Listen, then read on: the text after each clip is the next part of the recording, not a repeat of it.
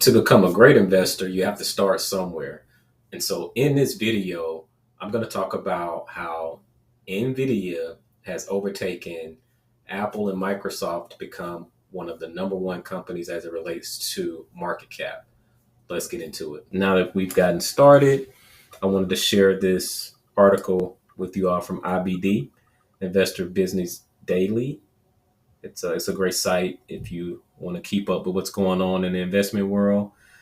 And I wanted to share this with you all today. So the subject of the headline is sorry, Apple.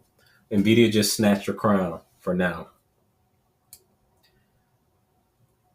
And the article is going on to say Apple may be the king of Cupertino. I don't know what that is, but the iPhone maker no longer rules this realm after already surpassing Microsoft in terms of market capitalization weighing on the NASDAQ. Nvidia has just surpassed Apple stock. Cool.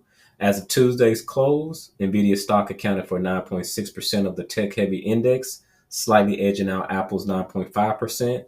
That battle between the top two Magnificent Seven stocks is sure to continue. Microsoft stock remains in third place, making up 8.6% of the NASDAQ. Another battle rages on between Alphabet and Amazon. These two titans of tech both account for 5.9% of the NASDAQ. In other news on the Magnificent Seven stock, Tesla remains in a dead heat with non-Mag 7 members. Broadcom both makes up 2.3% of the index. Meta rounds out the group, accounting for 4.1% of the index.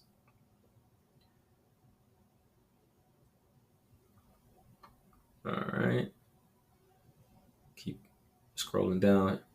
What are the Magnificent Seven stocks? That might be important to know. And as a bit of a backstory, I'll share it with you all here. Just as well, just as Wall Street moved on from the Nifty 50 in the 1970s, if you knew or didn't know, as the term's popularity and usefulness waned, the so-called FANG or FAANG stocks have lost their bite. Replacing them in the lexicon is the Magnificent Seven stocks: Alphabet, Apple, Amazon, Meta, Microsoft, Nvidia, Tesla.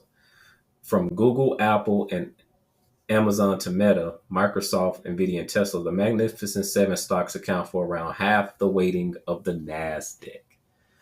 Unlike the price-weighted Dow Jones Industrial Average, the NASDAQ Composite and S&P 500 indexes are market capitalization weighted. As a result, the combined market caps of the Mag 7 has a disproportional influence on the NASDAQ Composite and NASDAQ 100. To help address this issue, the NASDAQ rebalanced the index on July 24th that reduced the individual weighting of the Mag 7 stocks, but the rebalancing simply changed the total weighting of these seven mega caps from over 50% to nearly 50%. In short, the NAS 100 remains heavily concentrated on the mega cap growth stocks. What percentage of NASDAQ are the Magnificent Seven stocks? Here we go. Here's the listings.